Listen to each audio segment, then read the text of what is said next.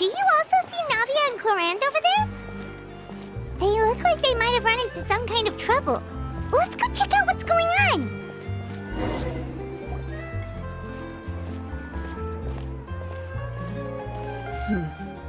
Still no dice? Not at all. And I've asked pretty much everyone in the court of Fontaine already. Lynette's ears drooped as soon as she heard that we'd have to be out and about for days on end. And Fremine, he hid himself under his helmet as soon as he realized there'd be people around that he didn't know. What about Chiori and Charlotte? I feel like both of them would be more than up to it. I've asked them already, but they're both pretty busy right now. I just gave the members of the Spina a few days off, too, so I don't want to bother them either. This is getting pretty difficult. Navia, Clorinde, what's up? Oh my. Well, if it isn't my dear partners. How are you all doing? Huh. Navia? Huh? Oh, you mean... Yep, this is our chance. Do you need our help with something? Oh, precisely. My dear partners, we've got a huge problem right now that only you can solve. Whoa, for real? Absolutely. We've already exhausted all our other options. Traveler, Paimon, would you join us and play Marechaussee Hunter Judgment Day? Marechaussee what now? It's a new game script by the Tabletop Troupe, a local roleplay adventure club. Ever heard of the Tabletop Troupe? They put out games that allow you to participate in a story and roleplay characters with your friends. Oh, I've loved their stuff ever since I was a kid.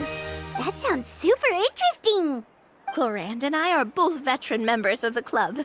Recently, someone came up with a new script and was looking for people to help playtest it for them.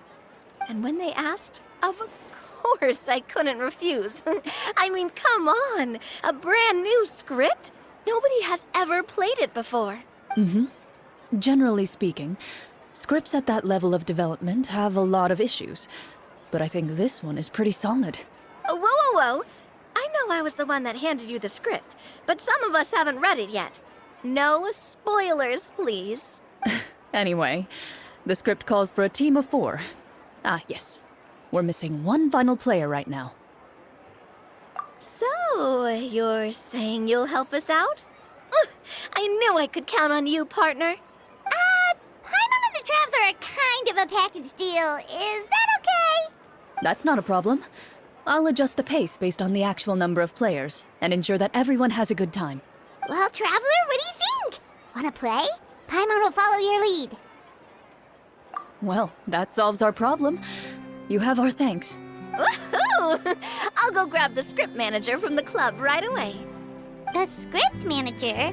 Didn't you just say that you gave Clorinde the script? The club introduced a completely new kind of gameplay for the script. In this iteration, the Game Master's version of the script is incomplete. The script manager provides the next part of the script only after players have completed the current list of objectives. On top of that, in order to increase player immersion, the club has created some of the story's sets and scenes in real life. We'll only know where we should go once the script manager reveals the starting location. Wow, you're right. Whoever wrote this script really did put in a lot of work. And it's got a real healthy amount of suspense, right? I mean, even the GM doesn't know how the story will end. I look forward to experiencing it with you all. Why don't you go meet up with the others first? They should all be waiting at Chioria Boutique. I'll come over with the script manager as soon as I find them. Sounds good. Remember to always watch where you're going, and don't rush. You say that like I'm 6 years old or something. Let me think.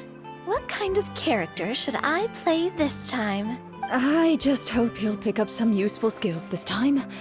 Oh, and stop trying to persuade every animal you come across.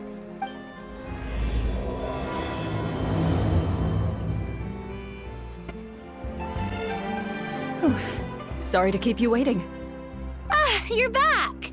Huh? And you've got the Traveler and Paimon with you too! What a pleasant surprise. I assume you'll be joining us for the game then?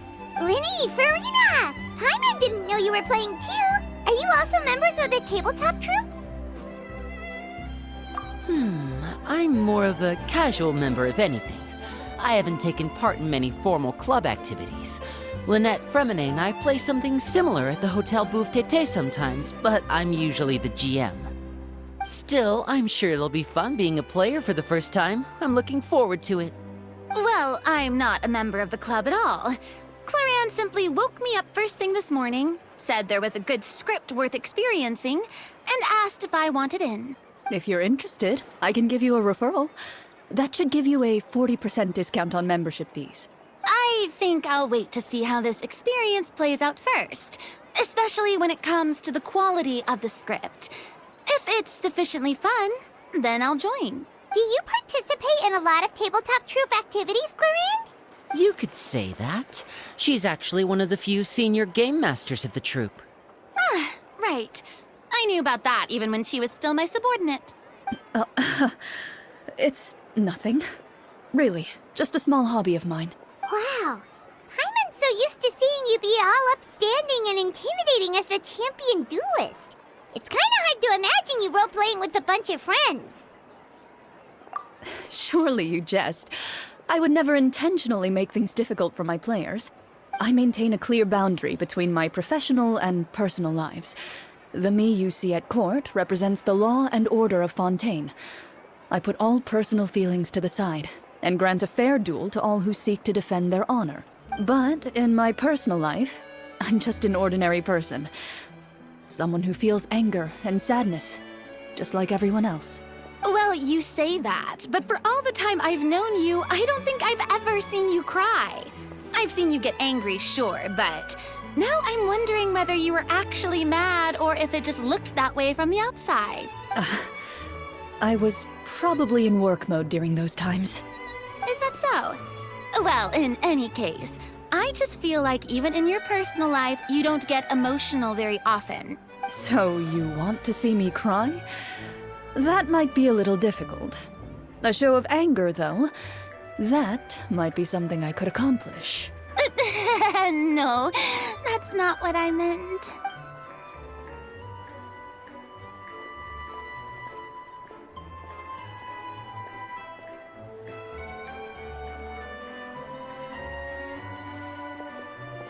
I'm back! Here, allow me to introduce you to the script manager, Mr. Florian. Pleasure to meet you all. Hello. Wait, are you a champion duelist too, Mr. Florian? Oh, no. This is just the costume provided by the club. I occasionally play a few of the roles in my scripts. That sounds like a lot of work. It's nothing. It's the least we can do to give the players a more immersive experience. Anyway, allow me to give you a brief introduction of the script. This script was adapted from the real history of the Marechaussee Hunters. You all will play the role of hunters from a bygone era and resolve a series of events unfolding in the capital. Paimon's not super familiar with the history of the Marechaussee Hunters. Is that a problem? Oh, no problem at all. I can give you a brief rundown. So, basically, Marechaussee Hunters were people who dedicated themselves to hunting monsters and protecting the city by using a special swordsmanship technique passed down over generations. Their story can be traced back to the ancient Remurian dynasty, as well as the first hunter, Cassiodor. But I'll leave the finer details for you to seek out and discover later. And I'll provide additional commentary as the story progresses. In that case, brave hunters, are you ready to set out on an unknown adventure? Whoa, just one sentence and it's like we're in the story already! Aha, I see many a determined gaze before me. Very well, head over to this location and begin your heroic journey. So, as we follow the story, it leads us to specific scenes? Ooh, sounds pretty innovative. What does the message in the envelope say? It's the exact location of the scene, as well as the formal permission to use the venue. Seems like they have everything prepared. Please check all your belongings, everyone, and make sure you haven't forgotten anything. Once you're ready, please follow me to the designated location. Sounds good. Hunter Squad, move out! Whoa, they really have thought of everything. Even the phaetometer is here and ready to go for us. The phaetometer. What's that? It's a card that's used to determine action success or failure. We'll need to use it when we try to use certain skills. And what about all the dessert and tea? Is that for us as well? That's what the message said. Really? That's so nice.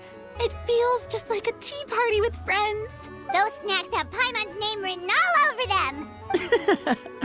I think you might be more of a snack hunter than a Marashose hunter, Paimon. Snack Hunter Paimon reported for duty. If there are delicious snacks to be found, Paimon will track down every last one. The desserts are great, but I'm still looking forward to the story more than anything. Very fair. Then, let us begin. First, please pick up the blank character cards in front of you and write down your name and profession. You can find an abbreviated version of the rules printed on the back of your character card. If you have any questions, feel free to ask me. In this story, everyone is a Marashose hunter. To reflect this, the club has prepared a small badge for everyone. Ooh, nice. As hunters, you have proficiency in swordsmanship and fighting by default, so there's no need to allocate any additional skill points to those areas. Swordsmanship? So there's a fighting part to all of this? Paimon's not sure she can do all that on her own. Maybe Paimon can just stick with you? Why don't you share a character card then? The Traveler will be the Marashose hunter, and you can be his little floating assistant. Kinda like in real life. So, for the name, do I fill it out with the name of my character? Yep, it can be any name you like. You can use your real name too if you want. I do that whenever I get too lazy to think of a new name. Oh, so it would be like experiencing a different life, but still as yourself. That's not a bad idea. In that case, I think I'll continue to use the name Linny then. Next up is the skill sheet. You have a limited amount of skill points that you can use to learn a number of skills. The more points you invest in a particular skill, the easier it will be to pass associated checks. I'll take persuasion and investigation. Those are must-haves when it comes to missions like these. Oh, those skills sound like they'd be useful for gathering intelligence. Good idea, Navia. Just as expected of a veteran player. So should we also take those skills then? Not necessarily. Since we're working together as a team, we could leave the negotiations to Navia and use our skill points to pick up other useful skills. For example, I think I'll take stealth and sleight of hand. That will give us more options if we run into any situations we can't negotiate our way out of. Oh, interesting. I wasn't thinking about it like that. I suppose it's not so different from an acting troupe. Everyone has their own role to play. Let me see. I'll take arts and performance. I'm not quite sure what use they'll be, but I'm not as knowledgeable about the other skills, and I am not too confident I'd be able to roleplay them well. Well, that leaves us. What do you want to learn, Traveler?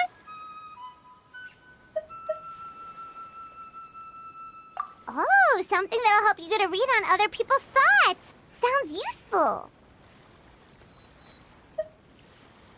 Ooh, so you want to help people when they're injured. That's nice of you. So what do you think? Are you sure you want to learn these two skills? Let's see. Oh, looks like you each have enough points to choose one final skill. You've all picked such classic skills. It's fine to go a little bit out of the box, you know. Why do I get the feeling she's getting ready to cause trouble? For example, this one here. Summon. Doesn't it sound super mysterious and cool? Oh, I saw that one just now as well. The description says, this skill can be used under certain circumstances to summon characters or creatures that fit the script's world-building rules. The script's world-building rules, huh? But how are we supposed to know what a Marashose hunter can summon? Oh, that's not for us to worry about, my friend. Just learn the skills that interest you, and the GM will take care of the rest. All right, you've convinced Paimon. Let's learn summon then. Paimon can't wait to see what kind of thing shows up. Well, now that everyone's more or less finished creating their characters, we can begin. Since 2 of our players are doing this for the first time, though, let me ask, would you like to play on easy mode or authentic mode? What's the difference between the two? Well, in role-playing games, the story sometimes changes based on the decisions of the players and the results of the Fatometer. For example, if you fail a check, that means you cannot use the target skill in that scenario. A critical failure may even result in further negative consequences. If you choose to play in authentic mode, every time you elect to use a skill, you'll need to use the Fatometer to see whether you succeed or fail, and face any consequences that may follow. If you choose easy mode instead, every check will be successful by default, and you won't have to worry about luck playing a factor. Given that I'd like to focus on the story, I suppose I should pick easy mode. I'd feel bad if I brought the team down by failing my checks. Huh? Oh, come on. Don't worry about that. RNG is the lifeblood of role-playing games. I'm going with authentic mode for sure. Never knowing what you might have to overcome. Ugh, doesn't that sound exciting? I'd rather be mentally prepared for what might happen. All right, then I'll mark down Farina for easy mode. All her checks will be successful by default. As usual, Navia and Linny will play on authentic mode. What about you, dear partner? How would you like to play? Are you sure? Trust me, you'll see the beauty of RNG. Honestly, I don't think Clorinde would make things too difficult for us no matter what the Fatometer says. Isn't that right, Clorinde? No promises. That wasn't super reassuring. Well, anyway, enough talk. Let's get started. I want to experience at least a good chunk of the story today. Speaking of the story, why is the beginning scene on a beach? Well, that's because, a long time ago, back when human civilization was still in its infancy, powerful demons and evil sorcerers ruled over the land. They created a host of monsters and sent them to slaughter all humans in existence. Soon, a group of human rebels banded together. With their swords raised, they swore to brave the darkness, and in doing so, subdue each and every monster that sought their destruction. They became known as the Marachose Hunters.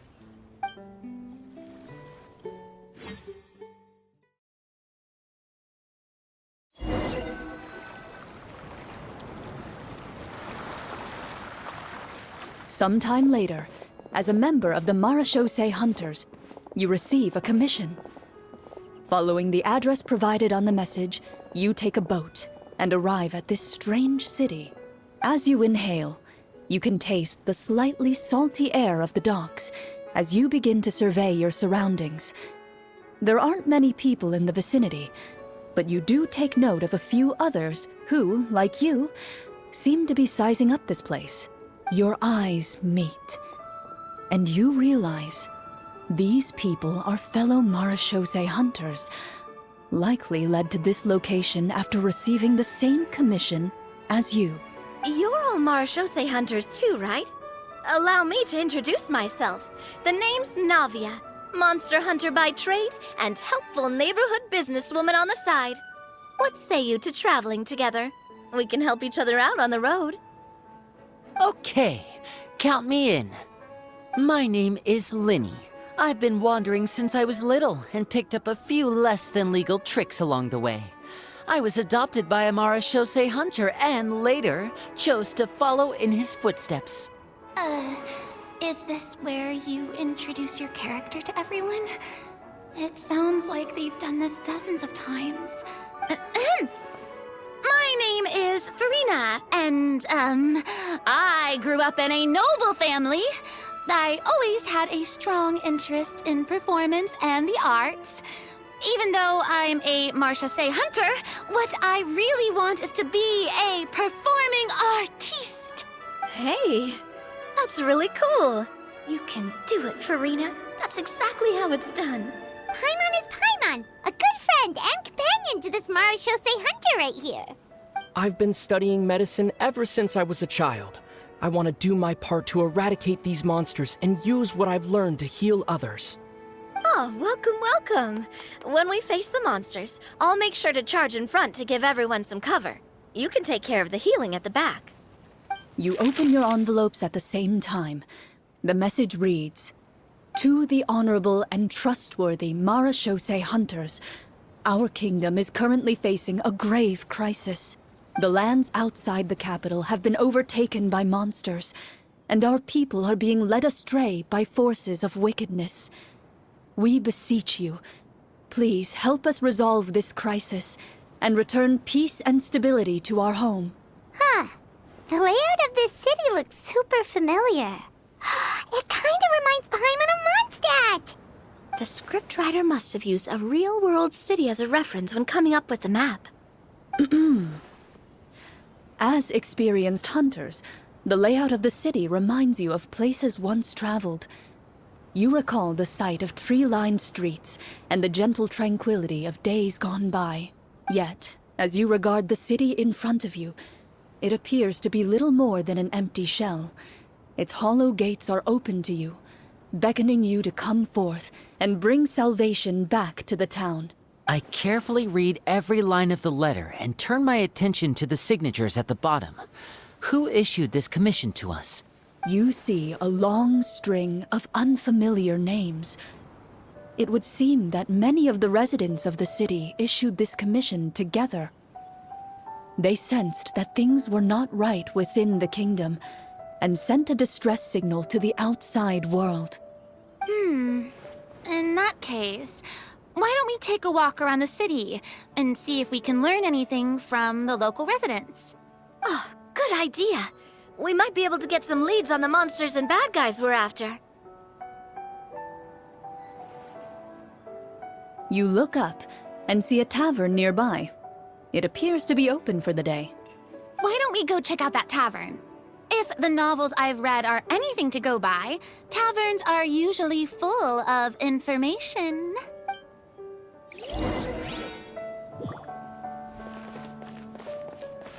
As you approach the tavern, you find a plainly dressed woman standing nearby. She appears to be rather troubled about something.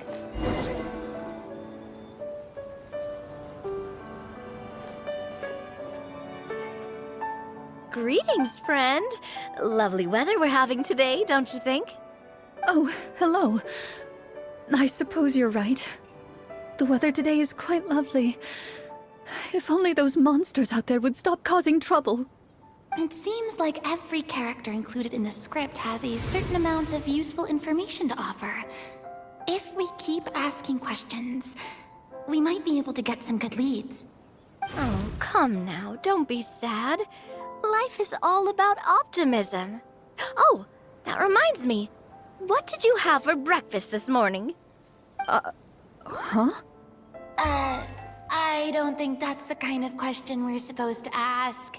Nothing turns a frown upside down like good food. How about some macarons? I could make you some. You didn't even take cooking as one of your skill proficiencies. That's not necessary, miss. Excuse me for saying this, but you don't really look like a chef. Besides, I'm not really a fan of sweets. So you're someone who barely smiles and doesn't like sweets. You're really starting to remind me of this one friend of mine. Hey! Did she just... me? Clorinde must have broke character for a second. This isn't getting us anywhere. Traveler, maybe you can think of something.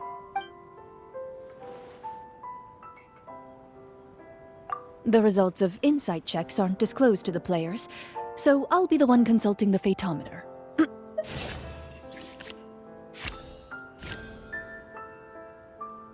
You recall all the lessons you've learned in your time and begin to carefully observe the woman's mannerisms. You notice that when she's quiet, she has an empty look in her eyes, as if her thoughts have drifted to a place far, far away. and when she speaks, she often subconsciously reaches out to touch the ring on her left hand. So you noticed. That's a little embarrassing. A horde of monsters suddenly appeared near the capital recently, so all the guards were dispatched to fight them. Do you remember when those monsters appeared? I'm not completely sure. All I know is that my husband was dispatched to fight them 3 days ago. Do you know where he was sent? It all happened so fast. When we said our goodbyes, he couldn't even tell me where they were sending him. You have our thanks, friend. We'll find and defeat those monsters as soon as possible. We sincerely hope your husband will be able to return to your side soon. Oh, thank you. Don't worry. We'll find him. Just try to remain optimistic and wait for good news. We don't always get to choose what happens to us. But we do get to choose the little things, like what we eat and how we respond to the things life throws our way. I hope that one day, you too will recognize the power of something as small and inconsequential as a delicious dessert. I'll do my best. You bid farewell to the woman, and continue your journey further into the city.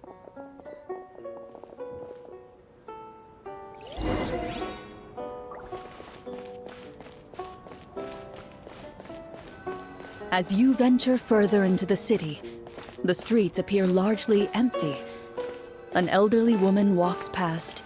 You see her shake her head as she puts away her wrinkled wallet. A nearby merchant folds his arms and gives you a disdainful look. You get the impression that he's someone who has long gotten used to the sight before him.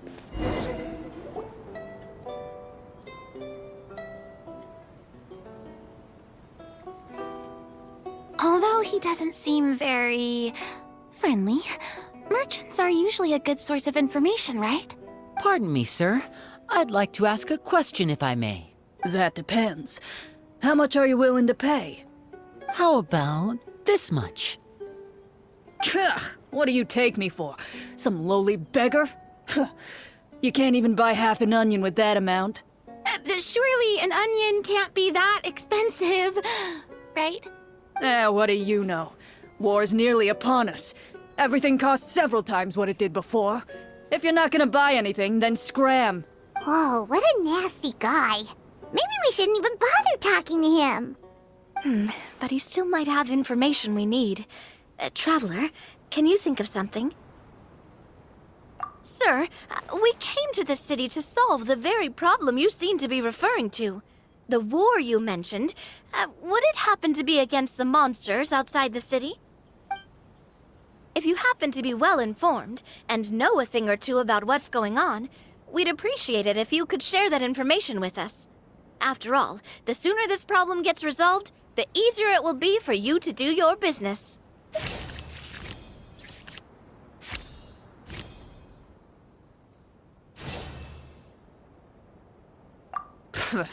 Well, things are basically as you said, young lady.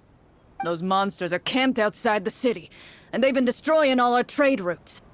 We have limited reserves within the city, so if this continues, we're all gonna be in big trouble. Wait, you're saying no one has put a plan in place to distribute supplies or maintain order? We could all starve, and those nobles in the palace wouldn't even break a sweat. Who knows? Maybe they've been in cahoots with the monsters all along. That is concerning. All right. That's all the information you need, right? Off with you now. I've still got business to do. You know, if you smiled a little more, you'd definitely get more business.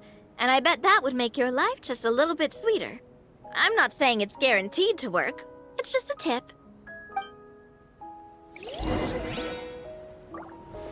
Should we try to go somewhere with more people? Oh, how about the city square? Follow me.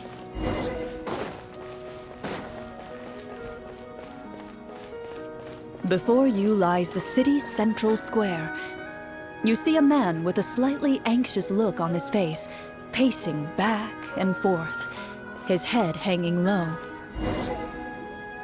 He doesn't seem to notice your approach, Still immersed in his own thoughts, he shakes his head and lets out a long sigh. This guy seems promising enough. Maybe I can get some information out of him. Hello, sir. Is there anything I can do to help you? Wait, you're... I'm... Oh, dear goodness! You're a Marashose hunter! You recognize us? Ah, are you one of the people who wrote the commission letter? Yes, yes! Oh, I didn't expect you to actually come! Oh, what great news! The city is saved! What happened here? Alas, we once lived comfortable, carefree lives. This city used to be free of monsters. The first Marashose hunter, Casiodor, the Golden Hunter, he was the one who drove them back. However, monsters have once again surrounded the city. Perhaps the seal that kept them at bay has lost its power. Or perhaps an evil sorcerer has been meddling in our affairs. All I know for sure is that their return has stripped this city of any chance at peace. Are there not enough soldiers to drive them out? It's not a question of numbers. The guards simply have no idea how to deal with them. Most people my age have never even seen one of the monsters, much less been trained to fight against them. What's worse, many of us don't even know the history of the Marashose hunters anymore. When I was a child, though, my grandfather would tell me stories about how the Marashose hunters drove back the monsters. So, on the off chance that something might come of it, I decided to reach out to you. To be perfectly honest, I was starting to think all those stories were just tall tales. But now that I've seen you in person, I finally know that it was true! Well, you can rest easy, friend. The righteous and formidable Marashose hunters are on the case. The man is touched by your determination and resolve. His eyes begin to well with tears of relief. Still, if we are going to hunt the monsters, we need to know where to find them. Can you give us any leads? All I know is that the area outside the city is dangerous. I'm afraid I can't point you toward a specific location. Oh, although, if you leave the capital through the main gate and follow the road, you should run into a group of guards. They might know more about where to find the monsters. I see. We'll go look for them then. All right, be careful. Oh, and one last thing. The monsters outside the city are just part of the problem. There are evil sorcerers inside the city as well, so be on your guard. They're actively working with the monsters, and have corrupted the court ministers with malicious magic. They're the reason why, even inside the city, everything has been a giant mess. Even one of our kindest ministers has turned into a boorish and unreasonable figure, interested in nothing but enacting laws that exploit the people. Who knows how much longer we'll be able to go on like this. Talk about being stuck between a rock and a hard place. I feel bad for him. Maybe we should try to cheer him up? Like, now? Is this really the right time? I appreciate your kindness, but for now, it's more important to focus on the crisis at hand. Brave hunters, I leave the future of this kingdom to you.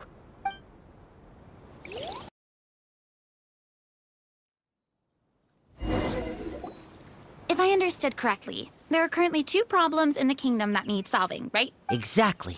We need to defeat the monsters outside the city and take down the evil sorcerer stirring up trouble from within. But which problem should we tackle first? Well, this seems like a good moment for a break. Take some time and discuss what you want to do. Let me know when you've made your decision. I really didn't expect the people in the city to keep us at arm's length like that. I totally thought the hunters would be treated like heroes. Well, Clorinde said the script took cues from the real history of Fontaine, right?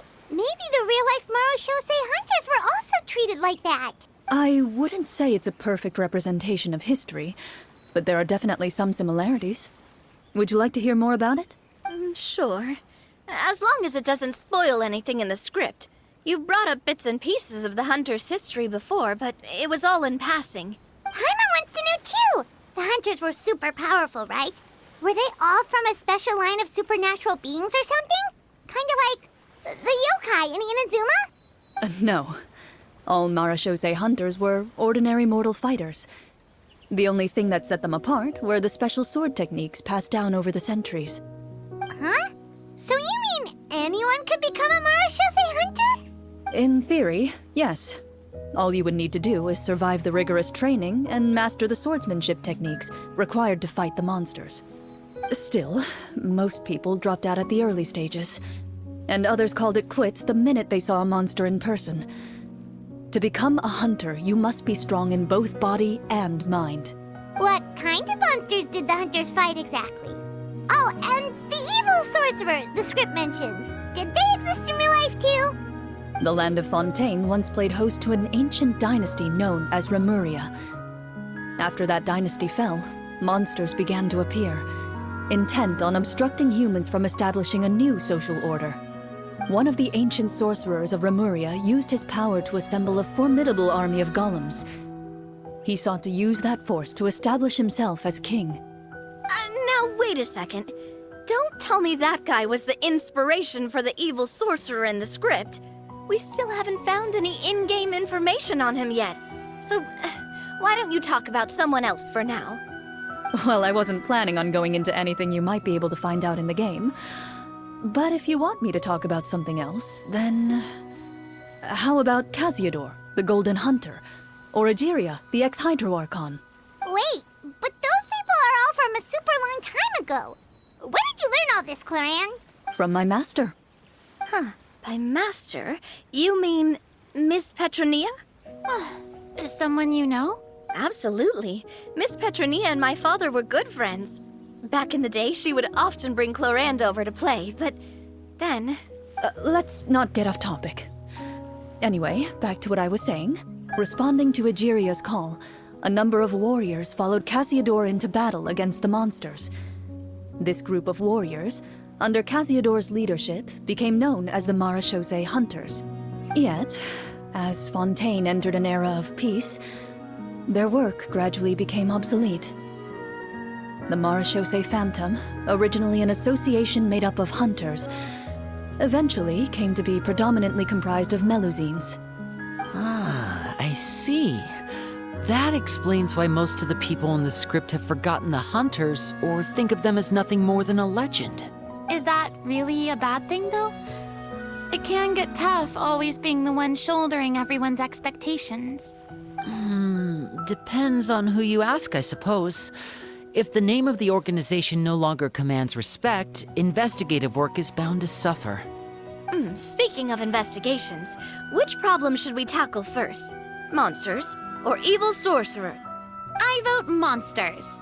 That's the main duty of the hunters, right? We can come back to the sorcerer later. Well said, Miss Farina. Plus, if the sorcerers really are the masterminds behind this whole thing, defeating the monsters could give us some clues on their intentions as well. What about you, partner? What do you think? It's decided then. All right. After some discussion, you decide to turn around and head out of the city.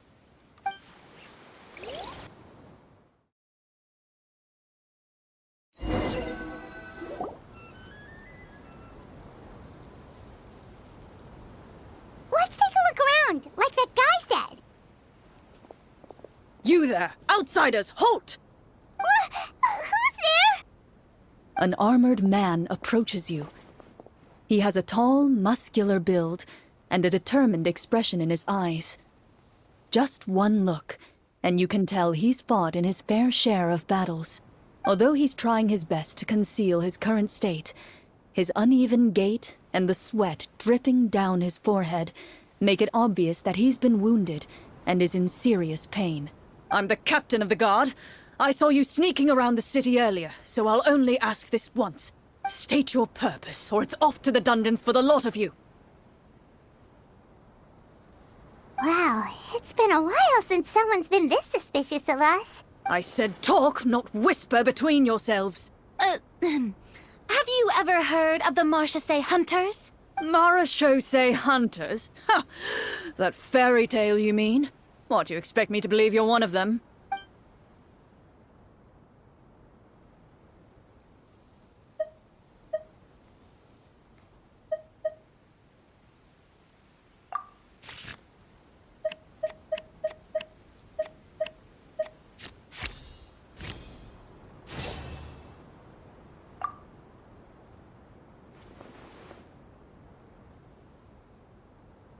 Using your knowledge of medicine, you're able to deduce that the injury on his calf was a monster's doing, and the wound has already begun to fester. As you check him over, he looks at you with suspicion and retracts his injured leg further back. I'm a doctor by trade. Please, let me redress your wound. You don't have to suffer like this. The man appears somewhat disgruntled at having been exposed, but soon relents and raises his leg for you to take a better look. He allows you to apply a poultice of specialized medicine to the wound, and it appears to bring him much relief. The tension in his brow eases. Oh, right. Guess you lot might actually be real Marachose hunters after all. In any case, you've successfully treated my wound. So, what do you want to know? Do you know where we can find the monsters, or the other guards who are fighting them? He informs you of the various locations where monsters have appeared. He looks in that general direction with a pained gaze, as if a thin, invisible thread is pulling on his wound. Some of our new recruits have never even dealt with a petty thief, and now they're out there fighting monsters. If it weren't for this cursed leg. Oh, please, sir. Don't get too worked up. You need to focus on your recovery. Just leave the monsters to us. We're Marachose hunters, after all. Hearing you say that, a glimmer of hope flashes in his eyes. But it disappears almost as quickly as it came. Those monsters aren't easy to deal with. But if you insist on going, I won't stop you either. I just hope all the guards will be able to come back to their families alive. I wish you the best of luck.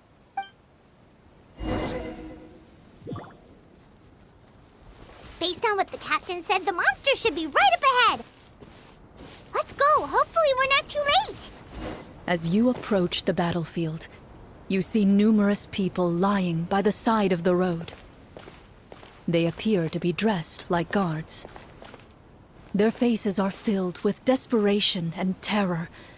Some are screaming and cursing in vain, as if still trying to banish the monstrosities they saw from their minds.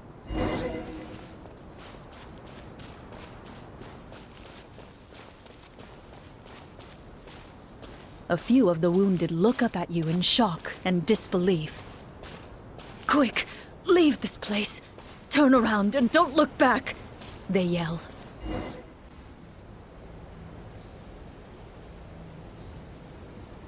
This is the place he mentioned, right? You see broken iron swords scattered all around you, and downed trees riddled with terrifying claw marks. All the signs point to one thing. A truly devastating battle just took place here. Be on your guard, everyone. The monsters might still be around. Before you can finish your sentence, you hear rustling sounds from the surrounding bushes. The monsters have emerged.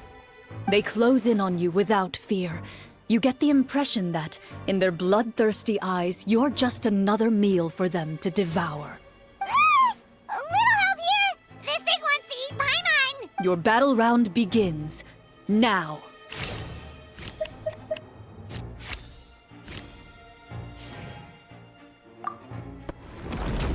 The monsters let out a terrifying roar of anger and resentment before dissipating into thin air. Ugh, thank goodness it's over. We're lucky the Marachose Hunter class came with all those preset skill points. Otherwise, we would have been in some real trouble. I never knew the Phytometer even determines the amount of damage you inflict. If you get unlucky, isn't it just game over right then and there?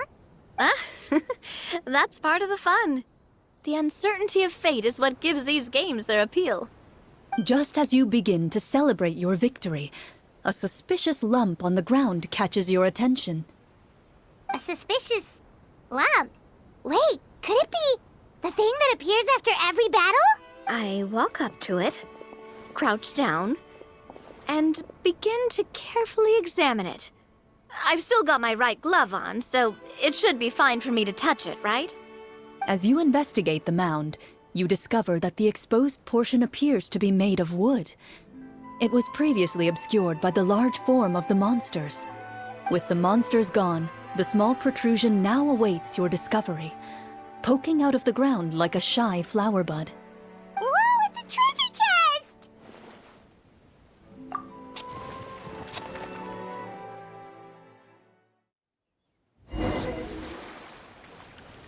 With everyone's help, you successfully excavate the wooden chest from the ground. Even without opening it, you can tell from the mora and jewels scattered around the chest that it must contain quite the fortune. Makes sense. We worked hard for this. Let's open it and we can share what's inside. I can understand your excitement, Paimon, but think about it. Doesn't it seem like there are people out there who need this treasure more than us? Yeah. Think about all the people suffering in the capital. Or all those guards who got hurt fighting the monsters. Wouldn't it be better if we gave the treasure to them? Wait, is that how it works? Paimon thought since we were the ones to dig it up, we could just take it for ourselves. Well, let's put it this way. Any decision you make during a role-playing game can impact the future course of the story. But would the people really believe us? It's hard enough for us to prove we're Marchese hunters. What if they think we procured the treasure illegally? They might get even more suspicious of us. That's definitely something we should consider. Maybe we can come up with an explanation in advance. Well, if donating it could cause that much trouble, why don't we use it to buy some gear and fill up on good food? Then we'll be ready to fight even more bad guys. Looks like you're facing a difficult choice once again. Well, it's getting late. Why don't we call it a day for now? Wow, where did the time go? I'm not sure if it's because I'm having so much fun with you all or because the story is particularly enticing, but I feel like I could almost keep going. Here, here. Ooh, how about we play through the night? I'm not sure I'll have enough energy for that. Yeah, that won't work for me either. Lynette will give me an earful if I get home too late. I understand how you feel, Navia, but we have to change venues for the next part of the story anyway. Huh? Another location? Mm-hmm. There's a special note for the GM at the end of this section that says to proceed to an indoor set for the next part of the script. Whoa, they really pulled out all the stops for this new script. Well, even if we end the game for the day, we can still stay a little longer and hear Clorinde finish her story, right? Paimon wants to hear more about the history of the hunters. Something tells me you just want to finish the free desserts before we break for the day. That's just a coincidence, okay? Besides, to Paimon, not finishing free food feels even worse than having to buy her own. And anyway, Paimon really does want to hear more about Clorinde's master. Well...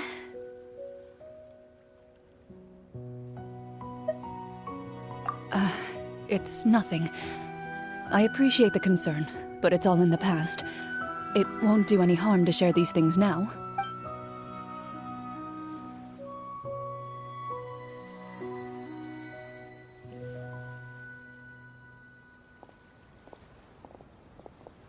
My earliest memories are of living with Master. According to her, she saved me from certain people of ill repute. My birth parents had left me behind some time before that. What a heavy beginning for a life story. Master was a fascinating individual, if inexperienced in the ways of raising children. My first ever toy was a short sword. Although I suppose it wasn't so much a toy as something Master removed from her waist and handed to a noisy child in need of distraction. Oh, wait, so she handed an actual sword to a child? Isn't that dangerous? Did you hurt yourself? Of course I did. I cut my palm and bled quite a lot. But Master was not concerned. She just stood there and casually lectured me about it. See, That's what you get for not holding the sword properly, she told me. She then crouched down next to me and said, "Give me your hand. I'll teach you to bandage this wound. After that, it's time to learn how to truly hold a blade." Excuse me for asking this, Clorinde, but how old were you exactly when all this happened? Probably around, 3, give or take. 3? Isn't that when most kids are still struggling to hold a fork? As I said, Master was rather inexperienced in the ways of raising children. She believed trial and error was the best way to teach a child what they're capable of. I'm not so sure this is a question of experience. I didn't see anything wrong with her ways at the time. And anyway, children don't get to choose how they're raised. Oh, she did bring me back a pet from Liyue once. It was a Geovishap hatchling. A Geovishap hatchling? For a pet? That seems even more dangerous. What she said was this: make sure to get along, you two. If you really can't agree on something, just settle it with a fight. Whoever loses is the real pet. And how old were you when this happened? 5. Well, did you win? No, I lost. So you're saying you actually became the Geovishap's pet? Yes, but only for a week. By the end of that week, I defeated it in combat, and we've shared a cordial relationship ever since. That really doesn't sound like the kind of childhood someone should have. Later on, I gradually understood that Master most likely didn't know any other way to raise a child. She was a Marachose hunter, but I never heard her bring up her own parents. Thanks to her, I learned how to navigate the forest by the age of 6, and could hunt monsters in the wild by myself the year after that. Even though the training she subjected me to was strict, she always made sure to take me traveling when she had the time. We met many of her friends during those days. That was also how I met Mr. Callis and his family. I still remember the first time we met. You were too scared to join our picnic and hid behind Ms. Petronia the whole time. I still hadn't really met many children my age at that time, so I didn't know how to interact with others. After that, though, you started coming over a lot. You loved challenging people to shooting competitions, remember? I don't think many members of the Spina ever beat you in one of those. I had a lot of fun during those days. I enjoyed them too. Oh, do you remember that one time we went exploring around the Spina together? We overheard Papa call your master Fontaine's Protector of Justice.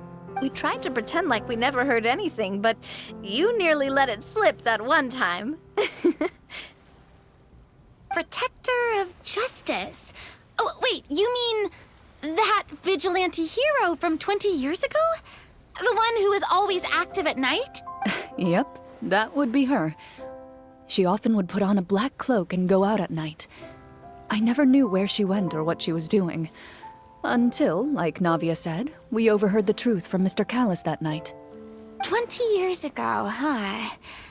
I still remember the guards leaving all kinds of witness reports about her on Nervalette's desk.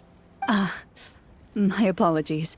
Oh, there's no need to apologize. You had nothing to do with it. And anyway, everything she did was for a good cause. Although, calling herself the Protector of Order was a bit much. Especially when she deliberately operated outside the law. Huh? When did the Protector of Justice become the Protector of Order? Oh, she had a bunch of code names. I heard she would just come up with a name on the spot whenever she was asked. Later on, she probably got sick of answering those questions and decided to stick to just 2. The Protector of Justice and the Protector of Order. That sounds like her, all right. I bet she forgot which of the 2 she'd use by the time she got back each night. Well, she certainly sounds like a fascinating individual. With her strong sense of justice, it's no surprise her student followed in her footsteps. It's true. I always wanted to become like her. Someone powerful, independent, and with a strong sense of conviction. But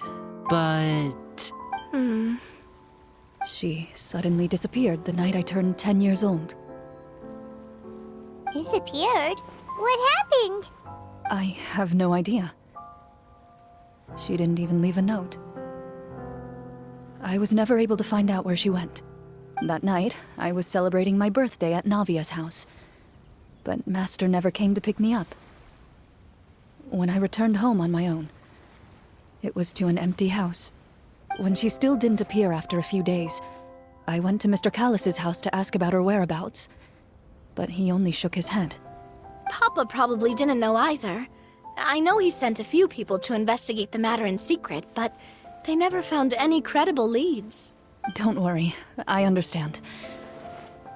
To be perfectly honest, given Master's personality and way of doing things, it all made a lot of sense. If I had to guess, I'd say she probably used it as an opportunity to force me to become independent. Just like how, when a litter of kittens reaches a certain age, the mother willingly leaves them behind. Were you upset, Clorinde? I was at first, but not anymore. I don't believe Master would suddenly disappear for no reason. There must have been something she just had to do. Well, despite everything, you still managed to follow in her footsteps and become the greatest champion duelist in all of Fontaine. You're practically a living symbol of law and justice. I suspect my position would be far too by the books for her. Master always did whatever she pleased. But you're right. I suppose I do take after her in some ways. Who knew Clorinde had such an interesting past? I never had the chance to ask her about it before. I wonder if Clorinde's master were the champion duelist back then. Would that duel against Mr. Callus have gone differently? Oh no. Judging by the atmosphere, Clorinde and Navia are probably thinking something similar. The mood just got super awkward all of a sudden. Well, anyway. Would you look at the time? It's getting dark, so we should probably call it a day for real this time. If we keep talking like this, we really will be here all night. I had a great time today, Miss Clorinde. Thank you for being our GM. Anytime. The script was good, but I've got to say, your childhood stories were even better. Hey, you should tell us more about that fight against the Geo-Bishop sometime. Maybe your master was onto something. You could be right. What does she mean, onto something? I certainly don't know any 5-year-olds who want to fight a bishop in their spare time. Guess I'll head back as well. I need to save my energy if I want to continue enjoying the story tomorrow. You're that excited to hear about my fight with the bishop? I was talking about the script. Between the two of us, could you tell me what it was like to be the Geo-Bishop's pet? It was nothing special, really. Geo-Bishops don't understand the concept of a pet. So, basically, it just headbutted me whenever I entered its territory. And that hurt? Yeah, it hurt. What, something you want to experience for yourself? Oh, I'm good. Thanks.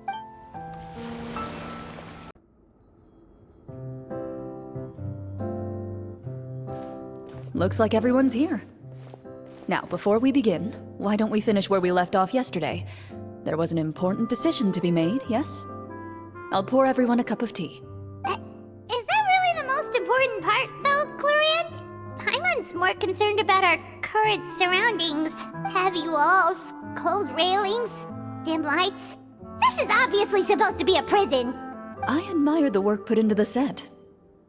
Still, it's obvious the scriptwriter has never paid a visit to the fortress of Rapperia. So the set is going to be a part of the script? Unfortunately, that is something I can neither confirm nor deny. Anyone think Clorinde's smile is starting to look kinda scary? Well, whatever happens, we'll just have to push on. But first, we should really figure out what to do with this treasure. If we're worried about arousing suspicion because of our identity, why don't we give ourselves a different name, just like Clorinde's master did? Yeah, it might be better to keep a low profile. As long as we're helping people, it doesn't matter who we are or what we're called. Staring at me won't get you anywhere. Or did you want some more tea? Oh, Paimon's good. Thanks. Why aren't you saying anything, Navia? Wait, what's that next to you? Oh, this is the short sword Clorinde mentioned last night. I found it. Huh. I'm surprised you managed to track it down after all this time.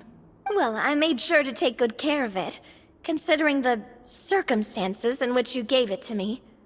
Of course I had to keep it safe. Anyway, where were we?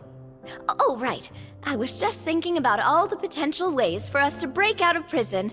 We could dig a tunnel, or try to bribe the guards. Wait, we haven't been thrown into prison yet, have we? Well, it's only a matter of time. It pays to be prepared.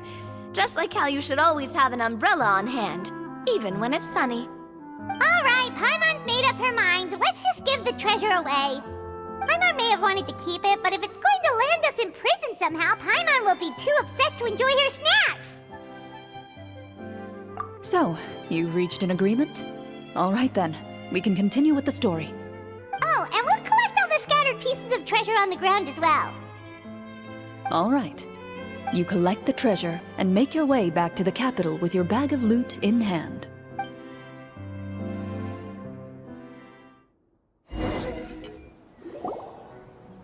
The city is still shrouded in a gloomy, oppressive atmosphere, but your spirits are surprisingly high. In places where sunlight struggles to reach, you generously share your wealth with the children, the elderly, and the poor in urgent need of help. Thank you, kind soul. The elderly woman's look of gratitude follows you as you walk away, her eyes never leaving your back until you move entirely out of sight. However, there's still quite a bit of Mora remaining. It appears you haven't made much progress. She's probably trying to tell us to speed this up. We need to hurry up so we can address the sorcerer problem. Should we go find that man again at the square? He seemed like a pretty responsible guy. I'm sure he knows the people here far better than us. Oh, good idea! Just as you start to make way to the square, intent on finding the man again, there's a voice.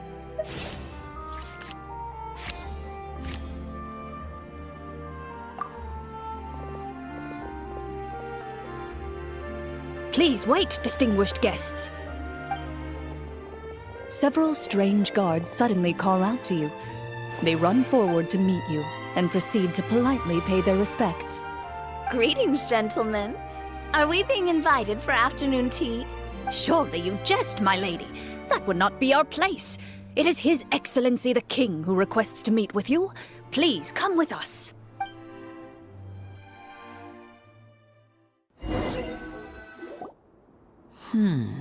Do you think this could be a trap? Well, we have to investigate the court at some point, right? Meeting the king himself would be a fantastic opportunity to do that. I say we go for it. If something happens, we'll just turn the whole place upside down. That sounds a little intense. After a quick discussion, you nod to the guards and agree to follow. They lead you all the way to the audience hall of the palace. Gilded tables line both sides of the hall. The space itself is adorned with all manner of expensive antiques, glass shelves, and silver candlesticks. The items appear quite ordinary in size and dimension, yet their presence somehow makes the emptiness of the hall feel even more surreal and ominous. Wow, it's so luxurious! The elderly king, clad in a magnificent robe, sits upon the deep crimson throne before you. He wears above his head a majestic crown, with a gemstone the size of a bird's egg set right at the very front. As you observe it, you see a complex pattern of light reflect off its surface. Ahem! They're here, Your Majesty. A man dressed in dark clothes, likely a minister, shields his mouth with his hands and bends down to whisper a few words to the king. After a moment, he lowers his hands and stands back up. His gaze shifts to fixate on your group, but he does not move from his place at the king's side. The king does not appear entirely aware of his surroundings. The man by his side, though, we should keep a close eye on him. The king remains still and says nothing. The minister is the one who speaks. Esteemed guests, allow me to thank you for coming to our faraway kingdom. Unfortunately, His Majesty the King finds himself quite exhausted from work. So please allow me, his Prime Minister, to welcome you in his stead. I've heard tell that your group, the Marechaussee Hunters, used your exceptional ability with the sword to repel the monsters near the capital. Such a great deed deserves to be rewarded. However, seeing that I was not fortunate enough to observe such a feat with my own eyes, you'll forgive me for seeking to verify the truth by speaking to you myself. Well, we've got nothing to hide. You brought us here to talk, right? So we'll just explain what happened.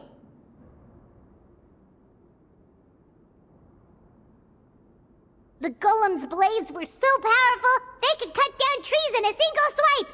It took a lot of effort to defeat them, even for trained swordsmen like us. Well, there was enough details, right? Believe us now? Your account does indeed match those of the survivors. Since you were the ones who defeated the monsters, that must mean you are also in possession of the treasure they stole?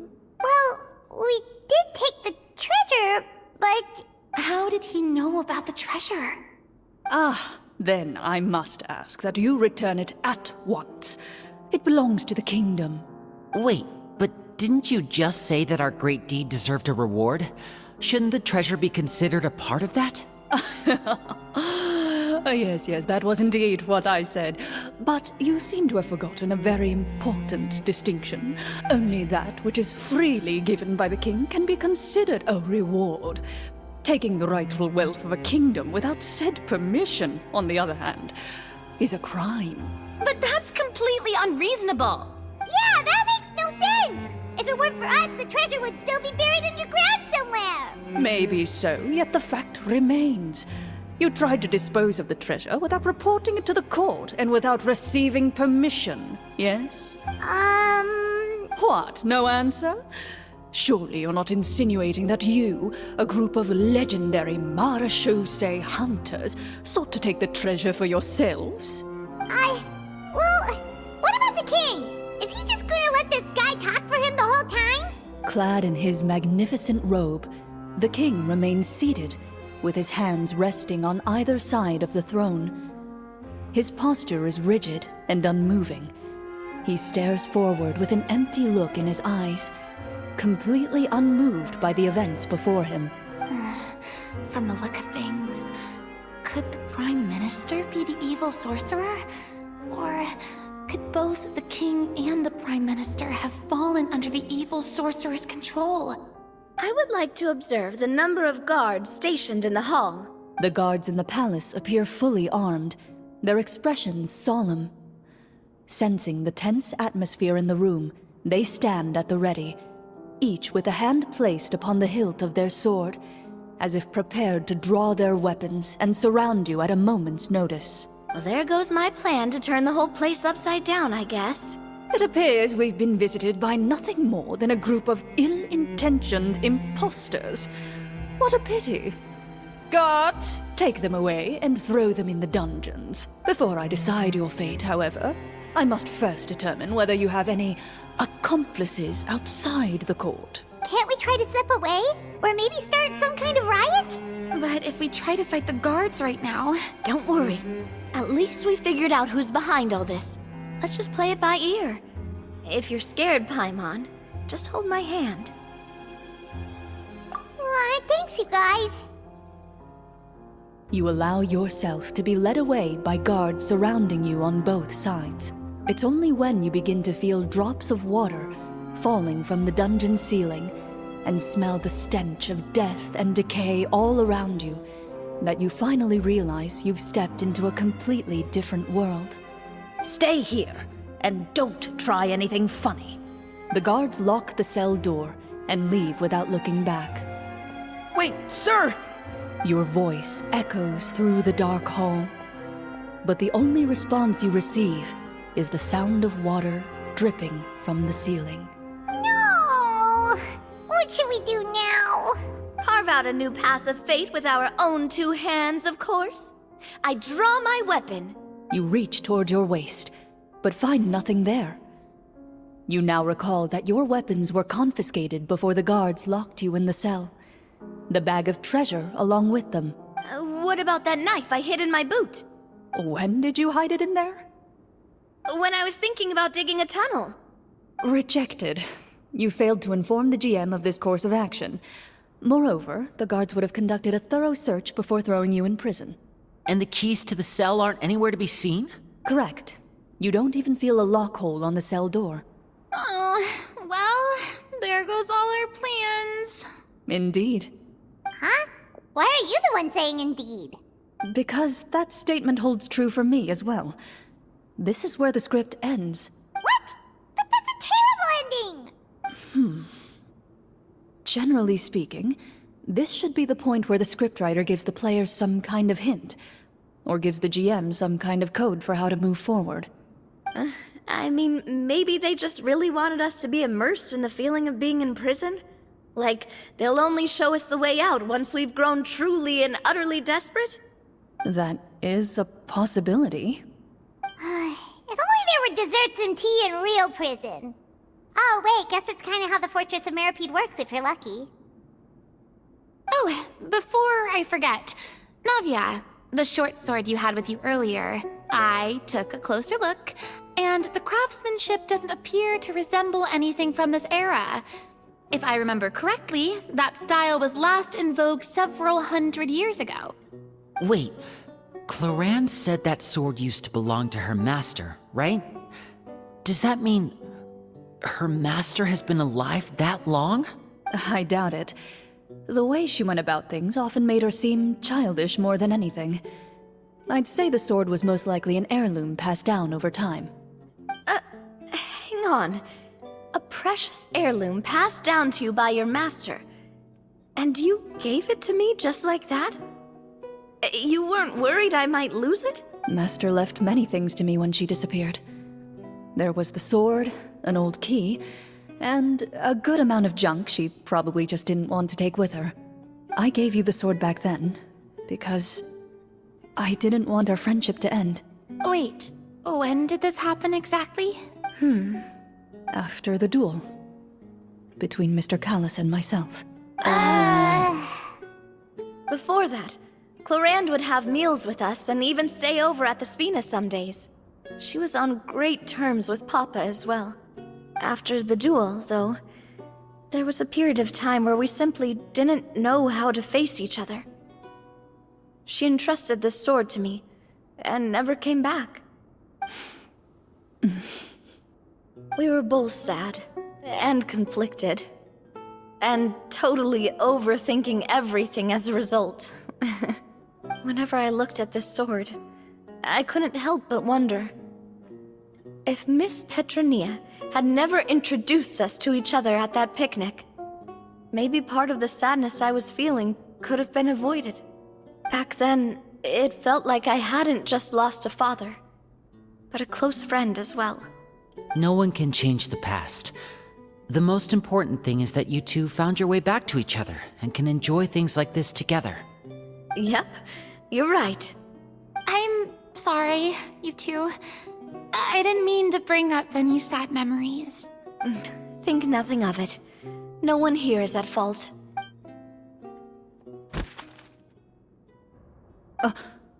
Huh?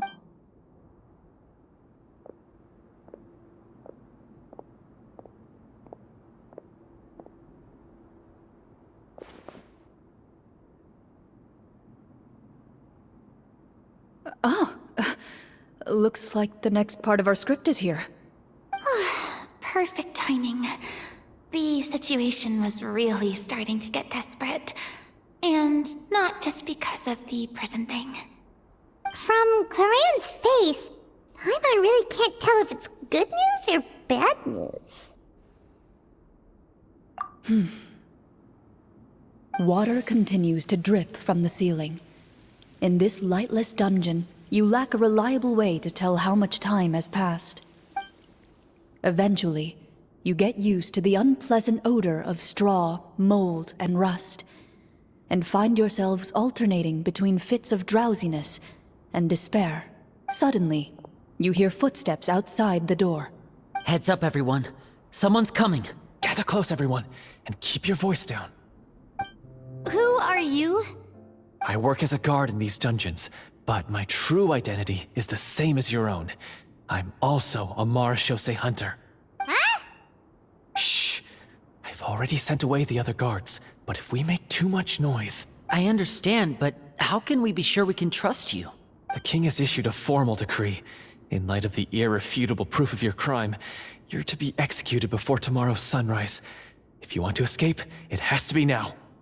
Executed? We barely did anything! Monsters appearing at the same location as the treasure. Could this entire thing have been a trap? There will be time for speculation once we're out of here. As for my identity, I have no way to prove that to you just yet. Infiltrating the capital was difficult, and finding a chance to speak with you has taken a lot out of me. I could go on, but I think we can all agree that now is not the time for details. Have you seen our weapons anywhere, sir? Don't worry, I brought them with me. They're just behind the door. Still, these weapons alone won't be enough to defeat the true enemy behind the scenes. His faction is too powerful. The guards are all under his control, and he's even stationed a number of golems in various rooms throughout the palace. To defeat him, you must find a secret vault. It is said that within that vault, the Marashose hunters of the past left behind a treasure with the power to defeat the sorcerer. You're not coming with us? No, I'll remain in the dungeons to deal with the guards. I'll try my best to distract them so they don't go after you. As long as my identity is not revealed, I'll be able to aid you when the final battle comes. In that case, please stay safe. Thank you for your concern. I will do my utmost. As for the location of the vault, here, this map should lead you there.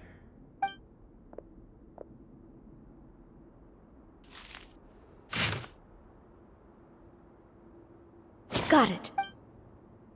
All right, once I open the door, remember to stick close and refrain from making any noise. I'll lead you out of here as quickly as possible. You now have the chance to restore the honor and legacy of the Marashose hunters. So please, get out there and reclaim what's ours. And be sure to exercise caution.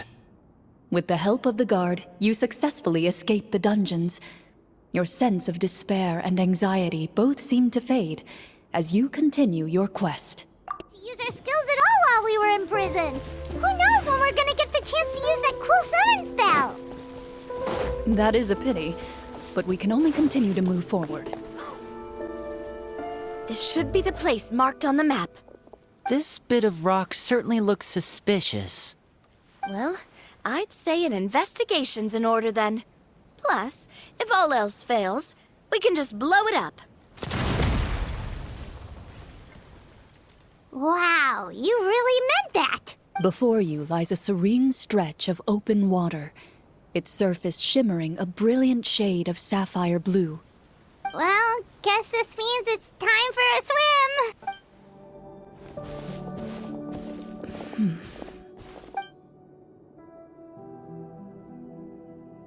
What's the matter? It's nothing. As you step into the cave, you find yourself in an eerily quiet space. Before you lies a narrow passageway that appears to trail off endlessly into the distance. Wow, this must be where the treasure is hidden! But this door is blocking our way in. It almost looks like it's been here for quite some time. I've got to hand it to the tabletop troupe. They really went all out with the props. Huh. What have we got down here? A kind of mechanism connected to the door? It looks like we might have to arrange it into a certain pattern. A pattern on a stone door. That's something Master mentioned before. Is something wrong, Clorinde? After a long, difficult journey, you finally arrive at the location indicated by your map. It appears to be an ancient site of some sort, where treasure likely awaits. Your surroundings are exceedingly quiet and serene, as if the secret that slumbers here has never once been disturbed. If you listen closely, you can almost convince yourself you can hear the sound of its calm, gentle breathing. That That description makes Paimon feel kinda bad for disturbing this place. We're doing this for the sake of the people, to free them from the evil sorcerer. I say it's time for this treasure to once again see the light of day. Linny's right. We need to keep going. The future of the kingdom depends on it. The next part of the story requires us to solve the puzzle, right? Let's start exploring the area. Yes, that should be fine. Something feels off about all this. Guess I'll just have to improvise.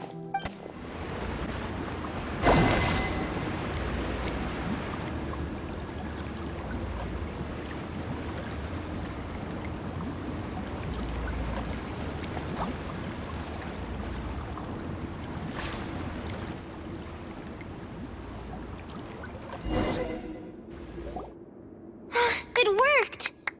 Something just appeared. Some kind of new mechanism, maybe? By solving the puzzles, you prove yourselves worthy of inheriting the secrets of the past. At the end of each puzzle, you're rewarded with With? a key.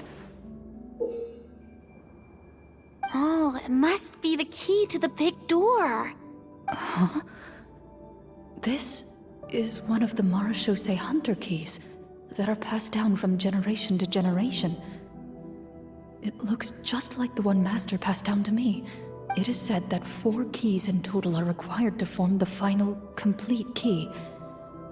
And it seems like we just collected 3 of them. That must mean... Huh? What's wrong? You hear a few strange noises. Suddenly, all the torches in the ruin go out at once. Huh? What's going on? Did we fall into another trap? For the sake of immersion, please close your eyes, everyone. Without the torches, the space is now completely dark, and you cannot see anything.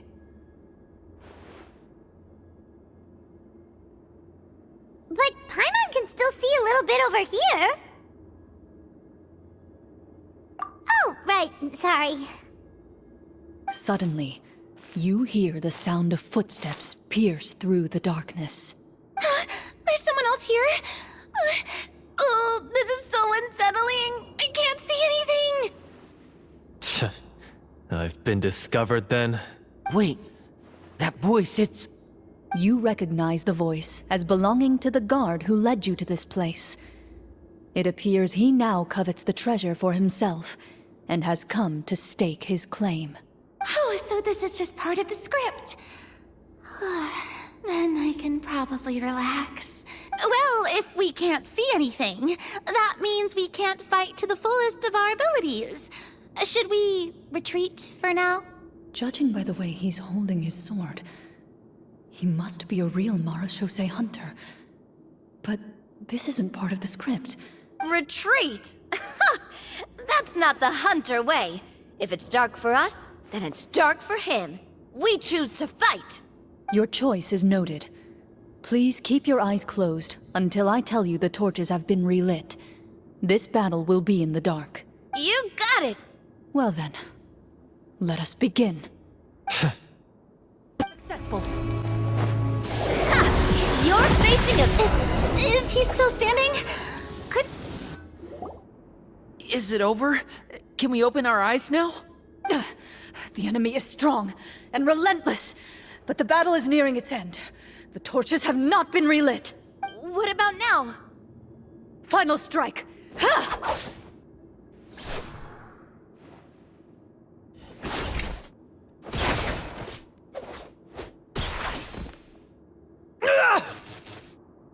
Well, did we get him? Clorinde? Warm fire flickers across the walls once more. Your vision is now clear. In an impressive display of courage, the 4 of you successfully defeat the uninvited guest. That look in his eyes. It's like he became an entirely different person as soon as I defeated him. Huh? Mr. Florian? Oh, wait. We're supposed to be role-playing. I should stay in character. Speak your name, guard. Why did you lead us here just to betray us? Is this treasure really more important to you than bringing peace to the kingdom? What kingdom? What peace? Those were nothing but lies! I, Florian, am a true Marechaussee hunter, descended from hunters of ages past. So he's also using his real name.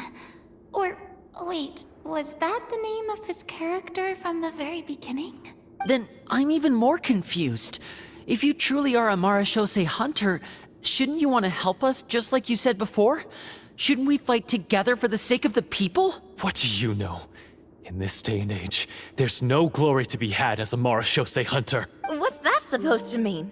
My skills were passed down to me by my father. We lived a life of obscurity in the remote wilderness. Still, he devoted everything he had to being a Marechaussee hunter. And what did he get in return? A life of poverty and pain. In a world that forgot all about him. When he died, not a single person came to mourn his passing. The Marechaussee hunters were the ones who saved this city. We're heroes. We deserved more recognition and respect than this. Is he talking about how no one in the capital seems to remember the hunters and their legacy? I didn't expect the script to contain this level of social criticism. So that's why you want to take the treasure for yourself? You feel like you're owed fame and wealth? If you already knew where the treasure was located, why didn't you just come down here and take it? Because I still needed the final key. Only a true Marechaussee hunter is capable of passing through this final door. As someone who sought to hurt others for his own gain, Florian lost that right long ago. Okay, but what is this treasure anyway? We've got all the keys, right? So can we just go in and take a look? You're sure you want to go in? We've been talking about it for so long. Of course we want to see what's inside. And we've already defeated Florian, right? So he won't try to take it from us anymore. Pesky brats. Watch yourself. Then let's open the door together. All right. Your choice of action is confirmed.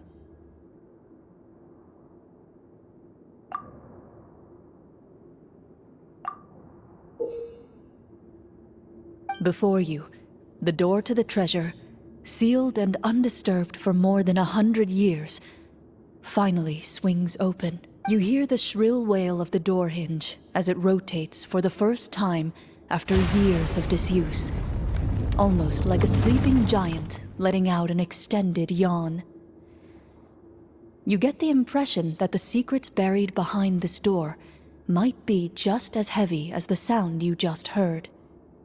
It's open! Come on, let's go in! Paimon wants to see what's inside! Ooh, me too! Ugh, uncovering hidden treasure is the most exciting part of adventuring. What do we have here? Uh-huh. A stone tablet? And some shabby weapons? You call this a treasure vault? Looks more like an abandoned warehouse. Maybe the troop ran out of budget at the end? They provided a super immersive experience at the beginning only to drop the ball at the most important part. They could have at least filled this place with cardboard Mora or something. Wait, I get it now. Paimon, this is the real Marechaussee hunter treasure. Huh? This is it? The Marechaussee hunter treasure is just a stone slab and some broken swords? I can't believe it. I refuse to believe it!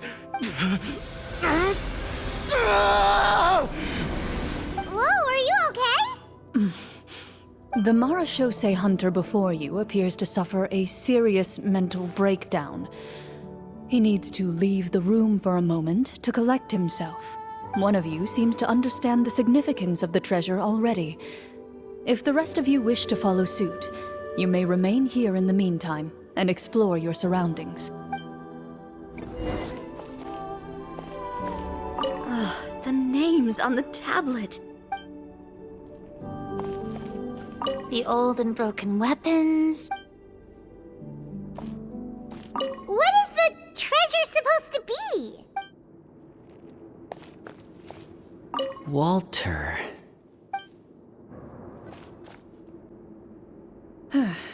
So, how are you doing? Feeling any better? What just happened? Do you remember how you got here? Or what happened to your body just now? I remember now. I brought you here because I wanted to... The explosives in the cave! You mean these? Huh? How did you... I could tell something was off the moment I stepped into this cave, so I kept an eye out. I've already dismantled the whole thing. So the strongest champion duelist in all of Fontaine saved the day once again. Guess I shouldn't be surprised. It would seem your skills as a Marashose hunter are as sharp as ever. I deserve some answers, don't you think? Tell me why you wanted to lure me here. Everything you said earlier sounded like the truth. Luckily, your monologue was dramatic enough to convince my friends you were just role-playing. I don't know. I just always felt like there was something in my heart that didn't belong to me. Something agitated and angry. Who knows? Maybe it was my own anger all along. I could never really tell. The feelings about my father and the other Marashose hunters are real. It just wasn't fair. I was angry, bitter that no one remembered them or praised their accomplishments. I don't know when it started, but at some point, my anger came to completely consume me. At that point, I remembered the legend my father used to tell me. The one about the treasure. But if the treasure was all you cared about, why plant all those explosives? Wouldn't they just destroy the treasure and bury you along with it? I can't remember. My head is a mess. It felt like there was this voice telling me to eliminate the hunters, but now it's gone. From your description, I suspect you were dealing with a Devorator. Devorator? Oh, your master... your father, I mean, never talked about it? It was a kind of monster that was active several centuries ago. No, I've heard of it. I'm just not sure why you suddenly... Wait, it can't be. The seal! The seal? My family has served as Marashose hunters for many generations. But the title and swordsmanship weren't the only things passed down over our line. There was a seal as well. My father instructed me to always watch over that seal and maintain it regularly. He said it had been passed down over a truly ancient age, and protecting it was our clan's most important duty. But I neglected that duty after he died. I finally decided to come down and check on it one day, and that's where my memories become fuzzy. The Devorator would be a formidable adversary for any mortal being, even ones as capable as the Hunters. If you lacked the power to completely destroy it, you could easily fall prey to its influence and corruption. In light of this, some Marashose hunters chose to seal the Devorator away, in the hopes that a permanent solution would come with the passage of time.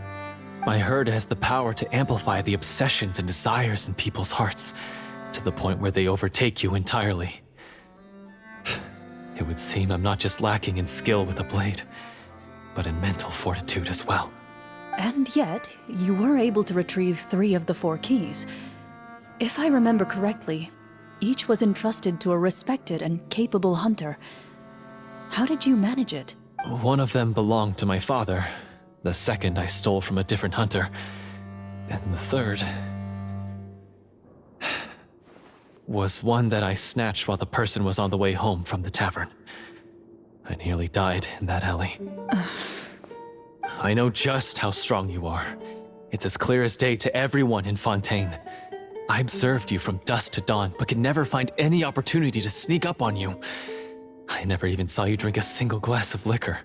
The only way I could think to obtain that last key was to lure you here using your hobby, and then... Oh, I get it now. That monster, it wanted to bury you here alongside the treasure. I won't comment on anything else, but the script was good. Well, I did pour my heart and soul into it. The stories my father used to tell me about the glory of the heroic Marashose hunters and how they came to be forgotten. It's more than just a story. Huh? You're proud to be a hunter. You're still holding onto that part of yourself, no matter how small. I have done so many despicable things. I have nothing to be proud of. Then explain the purpose of the evil sorcerer in your story. Huh? Isn't he the true antagonist? The one who sought nothing but his own gain, and used the people as pawns to attain it?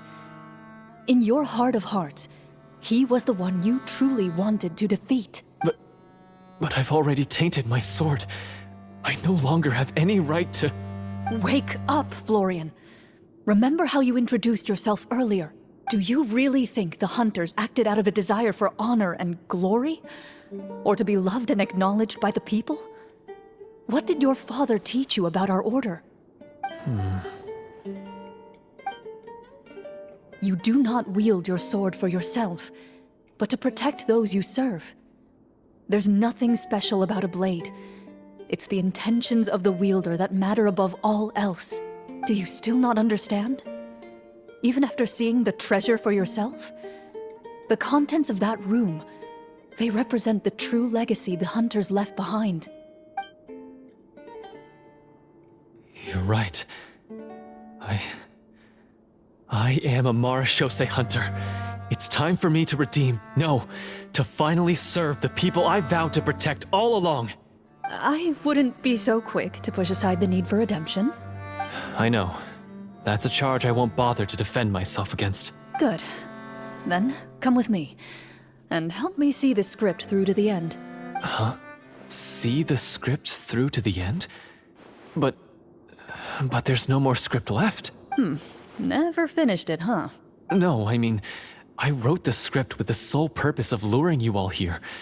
There was no reason to write beyond this point. Then we'll just have to keep writing it. The evil sorcerer still needs to be defeated. You mean the Devorator? Are you saying I have to make up the rest of the script as we go along? Is that really so hard? You've already written most of it. Surely you can write an ending where the hunters win and justice prevails. I'll be there to help you too.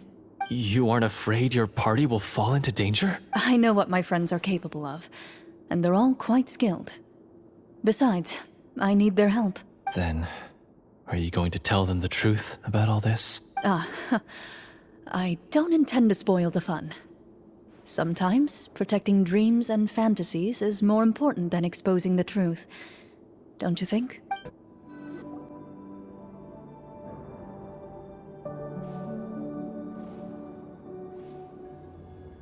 They're back! That took a while. Ahem! My fellow Marashose hunters, please forgive me, for I have sinned. Tone it down. Sorry. After crossing swords with you and witnessing your courage in battle, I've rediscovered my true self and regained my pride as a Marashose hunter. Oh, do I smell a redemption arc? I confess, I was brainwashed by the evil sorcerer. He asked me to lure you here so he could bury you in this cave. That little... Wait, you're saying all of that wasn't you, but the evil sorcerer? That's right. He's adept at manipulating the hearts and minds of the people. I fell under his influence because I did not possess a strong enough sense of will. Huh. And how are you going to prove that you're a changed man? We're not going to fall for the same trap twice. To be perfectly honest, I only came to my senses after seeing the treasure. It reminded me of my father's past teachings. The treasure was actually... The names of all the Marashose hunters from ages past and their weapons? Wait, you already know? Of course. Don't underestimate a veteran role player's exploration skills. Oh, wait, I mean Marashose hunter Navia's exploration skills.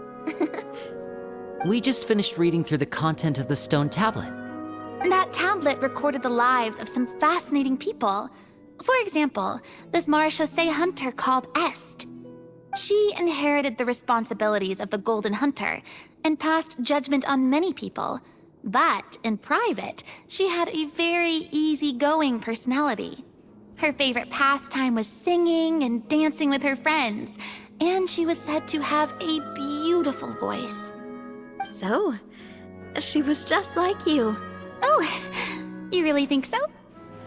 Well, when you put it that way, I suppose I also have a few things in common with this Walter. Working as an executioner, he supposedly used a countless number of tricks to confound his enemies in battle. Oh, if only I could have seen the feats of magic he pulled off back then. Their lives were all so exciting.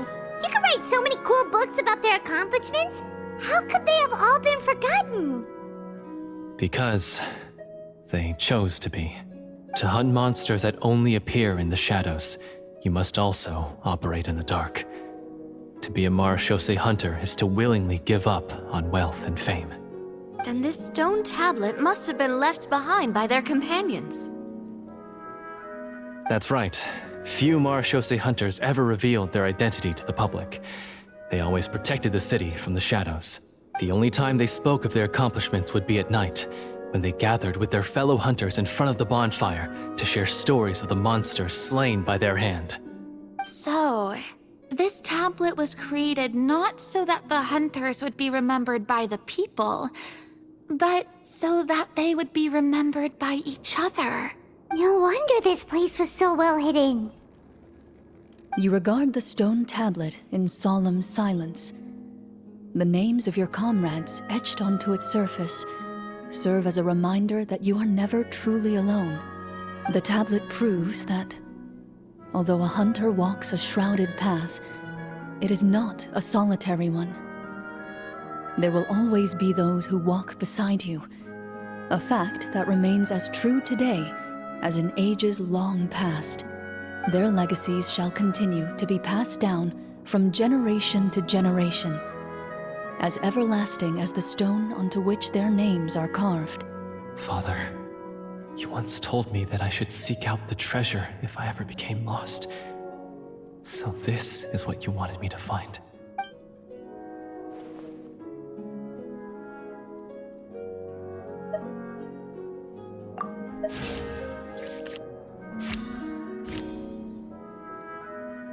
His eyes are sincere, and his words ring true. You can tell that every word he spoke just now came from the bottom of his heart. I implore you, everyone, please give me a chance to make up for all I've done. Allow me to fight alongside you and defeat the evil sorcerer that threatens the peace and prosperity of everyone in this kingdom. Well, I say we let you join. Sounds good to me too. Everyone makes mistakes. What matters is what you do to make up for them. I have no objections, but Mr. Florian, do you even know how to defeat the evil sorcerer? When he took over my mind, I gained some insight into his thoughts. Every time I thought of the treasure, he reacted with a strong sense of fear. Huh? He's afraid of the treasure? But there's nothing here except some broken weapons and the stone tablet. What if the secret's hidden inside these weapons? GM, permission to investigate.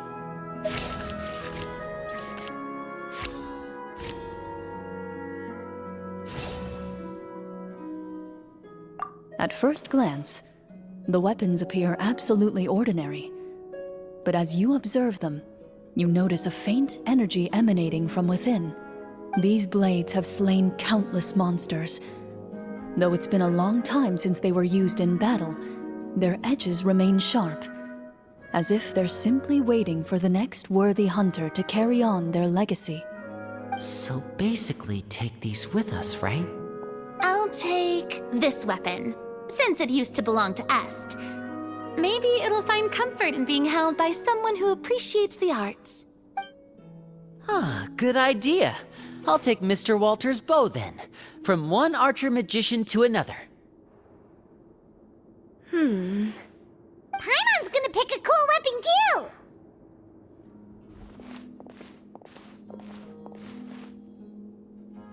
As you grip your weapons, you can almost feel the will of past hunters coursing through your being. It's a feeling of courage, determination, a silent vow passed down from generation to generation that says, eradicate the monsters, no matter the cost.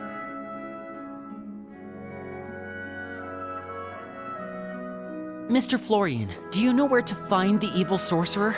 I was able to see his surroundings when our minds were connected. I believe he's currently hiding out at the church in the kingdom. We must be extremely careful. He's spent so long living among monsters that he's now taken the form of one. He will not be easily defeated. Then why don't we explore some more and try to find some higher level gear? We don't want to just fight him and lose, right? No, we have to strike now. He was greatly weakened when I managed to break out of his control. If we let him rest, he might have time to escape. I agree with Mr. Florian. We've got to act while we have the advantage. Don't forget, the people of the capital are counting on us. Yeah, now that we've got a plan, there's no point in waiting. The longer this drags on, the worse it will be for everybody. Yes, that's what's called... Yes, that's exactly right. Alright, you've persuaded Paimon. Mr. Florian, please, lead the way. Of course. Follow me. He had to set up so many scenes today, and now he has to join in for this last part. I really don't envy his job. Finally, you decide to slay the evil sorcerer and bring peace back to the kingdom once and for all. As you walk away, you feel the gaze of the stone tablet at your back, as if all the hunters of the past are wishing you success in the battle ahead and awaiting your triumphant return. Finally, you arrive at the church Florian described. As you approach, an ominous aura surrounds you. You get the sense that your enemy is close at hand. How strange. This uneasy feeling seems so real. How did they manage that? Now, it is time for the final battle. Let's go!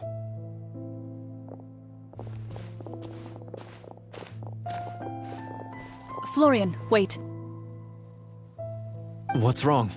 I think you should wait outside. You've already been corrupted by the Devorator once. It could easily re-enter your mind and take control of your body. I don't think it's a good idea for you to be this close. If it corrupts you again, it's possible you might take on a new form entirely. That's exactly why I have to go. Why I should be at the very front. You mean... Yes. I intend to lure it into my body. That's too risky. If things get out of hand, I might have to kill you. Do you understand how dangerous this is? I understand, but if I do this, you'll have a clear and visible target. The Devorator will have a hard time passing up a chance to enter a body it knows how to control. You won't have to worry about any of your friends being taken over. You're not like me, Miss Clorinde.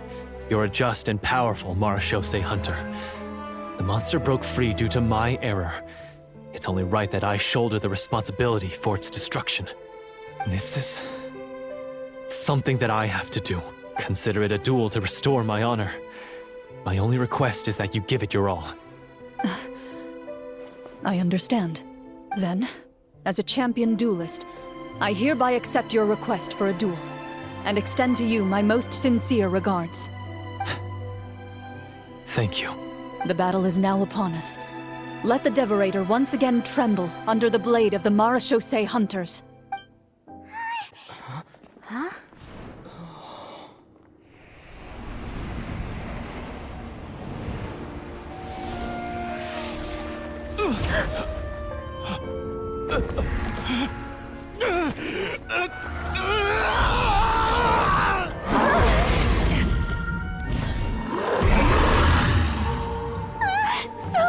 So lifelike!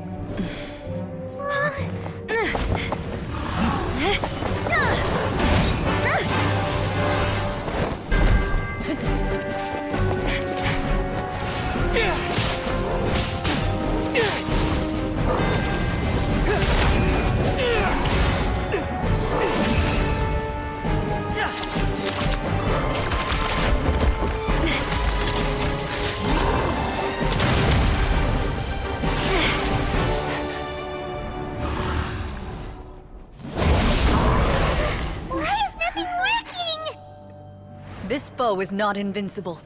You hold the treasure. The power to defeat it in your own two hands. The treasure? You mean... the names! It's the Marechaussee hunters' names! How are we supposed to... You forget, Paimon? There's still one skill we saved until the very end. Hunters fight not for fame, but to aid the people whenever they are summoned. Walter the Marechaussee Hunter, master of 1,000 tricks, executioner of the Phantom Hunters, I call for aid! Est, the Marechaussee Hunter, inheritor of Cassiodor's will, judge of the Shadow Hunters. Answer my call!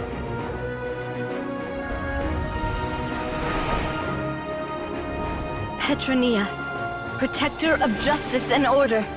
The hunter I respect the most. Thank you for saving my friend, the best one I'll ever know.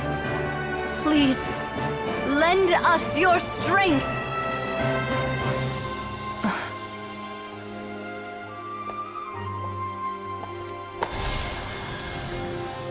We have come to answer your summons.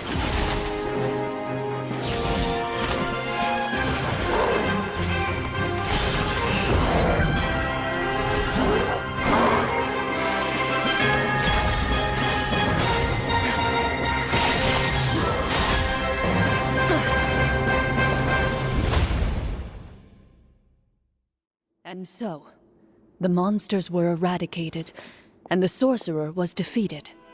Peace soon returned to the capital. Those in the court, manipulated by the sorcerer, also recognized the errors of their ways. Some remembered the names of the heroes who saved their kingdom, but others simply continued their lives none the wiser. Such is the story of the Marechaussee Hunters.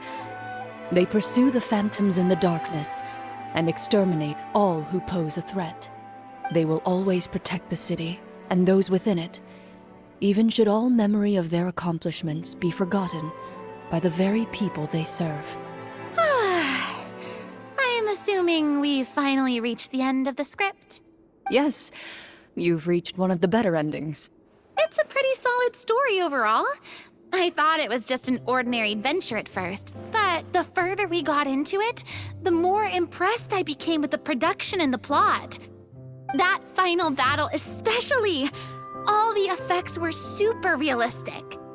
Oh, right. Yeah, totally. That's a really good point. I never expected the weapons we picked up from that vault would have that kind of effect. Yeah, mine nearly scared the daylights out of me when it started glowing. I took a good look at it after we got out, but I don't think it ever lit up again. Oh, we should probably give these props back, right? I'll just leave mine here. Did you have a good time? Of course. Let me know if another script like this comes around. Sure, no problem. Then I'll head back for now. I think I need some time to fully digest everything that just happened. Once Mr. Florian is awake, please pass on my regards to him. He must be extremely exhausted to have passed out cold like that. You're right. He's had a lot to deal with. Well, see you all some other time. Toodaloo!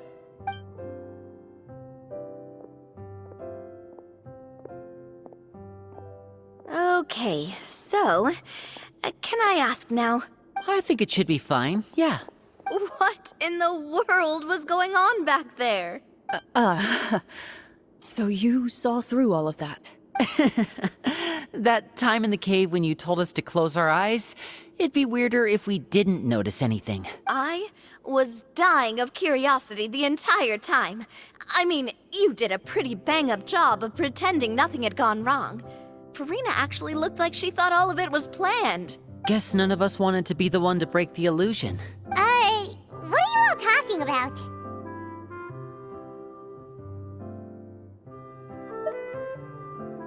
Oh, wait. Don't tell me Paimon never... Oh, this is all my fault. It's not too late to cover your ears. Here, Paimon, I'll do it for you. Bit late for that, don't you think? You're saying everything that happened back there wasn't actually part of the script? It's probably more accurate to say this was never a real scripted story to begin with. What? So loud. My head. Hey, you! Get up right now and explain yourself! I'm shaking, please! Oh, my head. Did Paimon just hear that right? You guys made up that whole last part on the spot? It's not nice to lie to people, but Paimon's got to admit, that was a really good story, Florian. Oh, and nice improvisation, Clorinde! Yeah, it was like watching a magician improvise a spectacular magic trick after forgetting an important prop. If Paimon knew something was wrong with that vault, she would have floated straight in the opposite direction. Everything was under control. As if you've ever described a situation as being out of control. I'm pretty sure any situation you consider to be easy to handle would scare a reasonable person half to death. Guess I'm just used to it. You must run into a lot of unexpected situations then. That explains why you're so good at coming up with things on the spot. As for you, Florian, I know there's no excuse for what I did. I'll turn myself into the guards at once, confess my crimes, and accept any punishment that comes my way. I would say you've already suffered more than enough. What? You may have been blinded by fame and fortune in the beginning, but your actions during the final battle had proven you to be a true Marechaussee hunter. You'll be far more used to the city above ground than below. Your job as a hunter is more important. But... Of course, you'll still need to take the keys and pay a personal visit to the 2 hunters you wronged. Prepare to accept any terms they give you as well. Yes, of course. As far as I'm concerned, though, your showing in the duel was enough to prove your honor. Then I'll do exactly as you said. I'll go return those 2 keys right now. Thank you so much, everyone. I'll do my best to prove myself worthy of the second chance you've given me. I swear this on my name and honor as a Marechaussee hunter. Until we meet again, everyone. Speaking of Marechaussee hunters, what should we do about the treasure in that cave? Leave it be. Are you sure? We could show it to people, make it so that the hunters are remembered. Don't you want that? No. Every name on that tablet made the same choice. All hunters know what the path entails. I am no exception. My identity as a Marechaussee hunter is not something I need people to remember. I wish only to be recognized as a champion duelist. Nothing more. That's certainly very different from the path of a magician. Still, I admire your decision. Wait! Paimon just remembered something. If there were no special effects involved, why did our weapons begin to glow during the battle? That's because the Marechaussee hunters of ages past would often imbue their weapons with special enchantments to suppress the monsters. Whenever a monster was nearby, their weapons would start to glow. Oh, so that's why they had an effect on that guy near the end. I really thought the summons were doing all the work. Well, I'm sure the summons were a part of it too. Oh? How so? This particular devorator probably hailed from the same era as the hunters we saw in the room. The names you recited all belonged to the bravest hunters. Countless monsters fell to their blades. That's likely why the devorator visibly reacted when you said them out loud. So the names held the power all along! Navia, everything you said during your summon. Huh? Oh, I meant what I said. I mean, it was true to my character, so yeah, I'm glad you heard it. Just don't make me repeat myself. It's embarrassing. I really appreciated those words. All right. Don't get all sentimental on me. Anyway, let's not talk about that anymore. I'm going to go on ahead. Don't fall too far behind now. She ran off! I should probably head back as well. This story was truly incredible. I might have to spend the whole night telling my siblings all about it. Goodbye. Traveler, should your name and deeds be forgotten, what do you think the significance of your journey will be? I suppose the significance would be the journey itself and the world we helped create. There's still value in the time I shared with everyone here, in the things we were able to accomplish, even if no one remembers them. A great answer. I'll remember it. Me? The Marechaussee Hunter says nothing in response to that question. Perhaps her answer lies in her silence. An unspoken vow left to echo through the night.